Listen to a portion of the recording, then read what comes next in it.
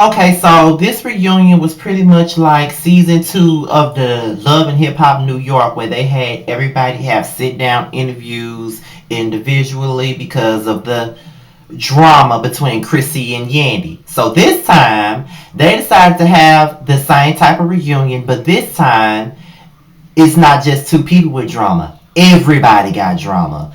You know, Carly Red got beef with Tommy and Tierra and Jocelyn.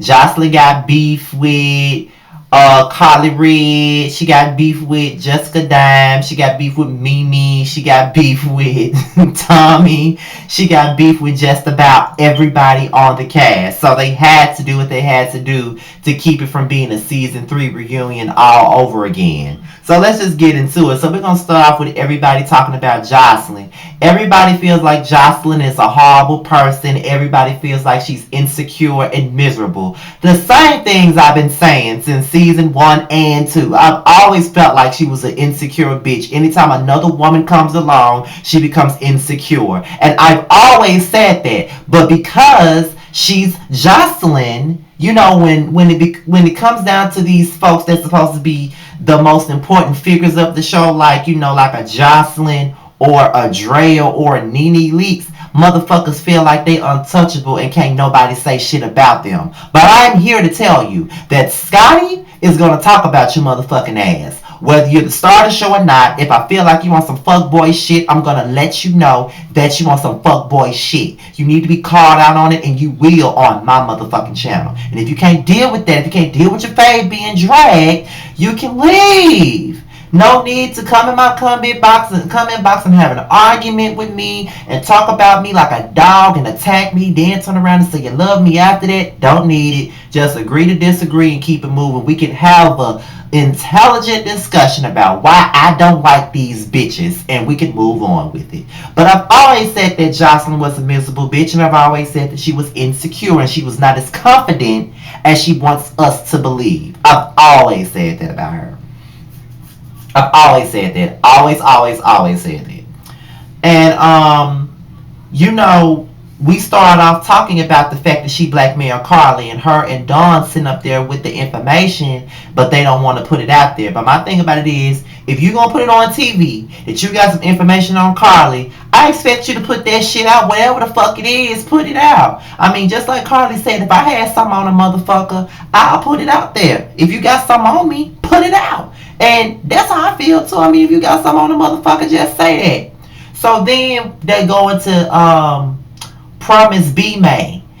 Her irrelevant ass. I don't even know who the fuck that is, but apparently Jocelyn made up that lie about Stevie having a baby by, and Stevie didn't even know who the fuck this woman was. They went over to the bitch house. She made it seem like she had a baby by him. And then she turned around and said, there's no baby. I don't even know this man. And come to find out, she been trying to get it all the motherfucking niggas on Love and Hip Hop Atlanta. You know what I mean? She was in Scrappy's DMs. She was in Jock's DMs. I mean, I wouldn't be surprised if she was in Kirkish's DMs. But that's neither here nor there. But you know it is what it is. So then we get into the King family. And we talk about KK. And why Jocelyn was the only one not sipping the Kool-Aid. You know what I mean? Like, KK said that she's had a lot of issues with people, but it's not the fact that she wants to scare people and make everybody scared of her. She just wants some respect. And I understand that. I understand it. You don't have to intimidate nobody. You ain't got to do this. You ain't got to do that. All you are demanding is just a little bit of respect. And that's all a motherfucker want, really, is some motherfucking respect. I don't see nothing wrong with that. So I kind of agree with, you know, KK on that. I'm not her biggest fan at all, but I do agree with her on there. You know, it's a little thing called respect. And at the end of the day, just give me that respect. You know what I mean? So I don't see nothing wrong with her saying it. So then we get into Jocelyn versus KK. I do think that Jocelyn is threatened by KK. I mean, I honestly do think that.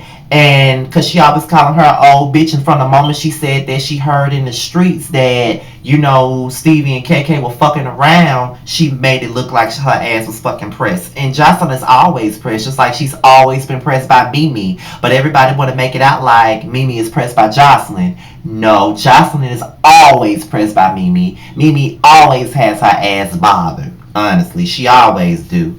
And while they were talking, You know, KK cool as a cucumber, but Jocelyn talking all this shit with two big security guards sitting right there. And KK jumped up out her seat ready to whoop Jocelyn ass. But my thing about it is Jocelyn sat there and played with her hair while KK jumped up out her seat to whoop her ass. But I feel like Jocelyn full of it. Because if that was Althea, she would have hopped up out of her seat. If that was Mimi, she would have hopped out of her seat. If that was Carly, she would have hopped out of her seat. If that was even somebody like Tammy, she would have hopped out of her seat. But you got a motherfucker like KK trying to blast at your ass and you ain't got shit to say nor do. Okay, Jocelyn. Okay. So K Michelle. We get into K Michelle, who I'm going to see in Houston this week. Yeah, I'm going to see her in Houston this week. We was, she was late or whatever, but whatever. She was late trying to, late for the reunion, and the producers didn't know what the fuck they was gonna do and all that. So she talked about her purpose for coming to Atlanta, and she said that she just wanted to rub in their face, rub her success in their faces because they all said that she wouldn't be shit. Now, I'm gonna just say this: I really don't care about K Michelle feeling the way she does about those women in Atlanta because they all did her wrong. I mean, Rashida did her wrong, Mimi did her wrong, they all did her wrong. But I don't feel like she needed to come back to Atlanta to rub anything in their face because the proof is in the pudding. You're rubbing it in their face every day when you're releasing an album, when your song is being played on the radio, when you're performing on award shows, when you have your endorsement plastered all over the blogs, you got your bedding line out, you got your restaurants and shit. Like you got all these businesses and all of these opportunities that these other bitches don't have. So my thing about it is you don't have to come on Love and Hip Hop to rub that in their face. They see it all the time. They hear your song all the time. Anytime they heard Can't Raise a Man being played on the radio, your success was in their face. Anytime they played Not a Little Bit on the radio, your success was rubbed in their face. Anytime they played Love 'Em All and Hard to Do on the radio, your success was rubbed in their face. When they played VSOP on the radio, your success was rubbed in their face. When you released Rebellious Soul, Anybody Wanna Buy Your Heart, and More Issues Involved, your success was rubbed in their face. When you got your spinoff, your success was rubbed in their face. When you got your endorsement deal and all of this other stuff that you have going on, it was rubbed in their face. So your work and your success speaks for itself. You didn't have to come back here to show them and stun on anybody. All you had to do was come in, be cool as a cucumber, get your check, come film when you felt like it, and that's that. You didn't have to do shit for these bitches because you're doing better than everybody on that damn show. You're the star of that show. You have all the opportunities in the world. You have everything you wanted. You came in and took the opportunity and did damage with it, and you're gone now. So you don't have to do nothing. Each sold out tour you have is rubbing it in their face. Ain't none of them doing it. Ain't none of them releasing no albums. Ain't none of them got no businesses like you do. So you ain't got to rub shit in them bitches' faces. You could have just came on the show, filmed with Jocelyn and Carly, and just had a good time. Fuck them bitches. You didn't have to do all that. So then we get into Bambi versus Betty Idol. And Bambi was not taking no prisoners. And let me tell y'all, I am here for Bambi. I don't give a damn what nobody say about that bitch. I'm here for Bambi. Because that bitch don't be playing no games with these bitches. She don't give a fuck. She be ready to fight. She don't give a damn. And she was letting Betty Idol have it. And she let Scrappy have it too. I was so tickled. That shit was so motherfucking funny to me. She let Scrappy ass have it when he called her beautiful. And she was just reading Betty Idol to fucking death. She was not taking no prisoners. And I loved every second of it. Betty Idol didn't know what to do with herself. Jessica Dime, I have really fallen out with her ass and I'm put out with her. Really, the only reason why I ever liked her is because she didn't like Rashida. So anybody that don't like Rashida, I like them. But, you know what I'm saying? I just don't like her.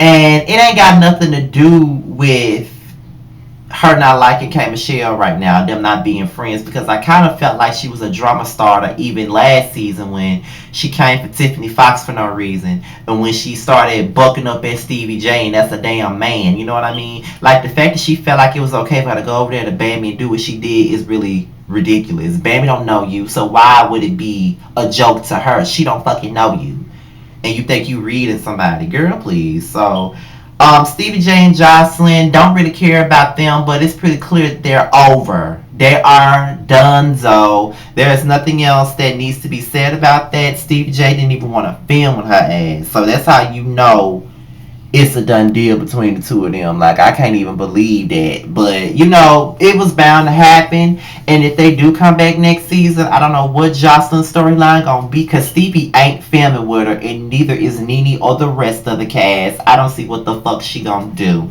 regarding it. But, child, you know, Jocelyn was crying and saying that she's been a good wife, and you ain't been no good wife because you ain't never been a wife, bitch. You ain't never been one. Okay. But she got an order of protection on Tommy. That shit is crazy. All that shit you talk and you supposed to be bad, but you got an order of protection on Tommy. You scared of that bitch. Just like I felt like you was scared of Jessica Dime. Just like I feel like you scared of KK. You know who to try with, bitch. You not that boss and you not that savage like you say you are. You are a scary ass, insecure ass bitch. You are. And Tommy pulled your card, KK pulled your card, and so did Jessica Dime. They all pulled your card, and you don't know how to take it. Now you pulling out order of protections against bitches and shit. Okay. And then you find out that you pregnant at the end of the damn reunion. Okay. Alright. But that's all I gotta say, y'all, about the reunion. It wasn't really as bad as everybody making it out to be. I still kind of enjoyed watching it, even though I would have preferred a traditional reunion. It was fun to watch, and they did the best that they could with what they had, so I didn't have a problem with it. But my Twitter account, Mr. Underscore, still standing without the G. Scotty underscore by underscore nature is my Instagram, and my Snapchat is little.scotty26. And yeah, I respond to everybody on Snapchat. Most of the time, I send some back, or sometimes I'll record a video and send it back. Don't be afraid to say anything to me on Snapchat or Instagram or any of my social media networks. Don't be afraid to say anything. I always say something back. If I'm around my phone or whatever, if I'm not busy or whatever, I always say something back. But yeah, this is my video on Love and Hip Hop. I'll be doing another video. I think I want to touch on the Toya Wright thing, and I want to talk about I want to spill more of some Scotty tea this week. I'm going to try to do 2 or 3 more videos this week before I head off to Houston this weekend to CK. So I'm out of here, y'all. And I will be doing a video while I'm in Houston with Jamar84, aka Jamar Washington on YouTube. That is my homeboy, as I've always said. Besides Justin J and Adrian, he's one of my good friends, one of my close friends from YouTube. So I'm going to Houston, and while I'm there, I'm gonna hang out a little bit with him, and we're gonna do the damn thing. Me and Jamar are gonna do the damn thing. We're gonna do a video. I don't know if it's gonna be a live video or what. Which one do you prefer? Do you prefer me do a live stream with Jamar, or do you just want us to do just a video, whatever? But I'll see y'all later. Peace.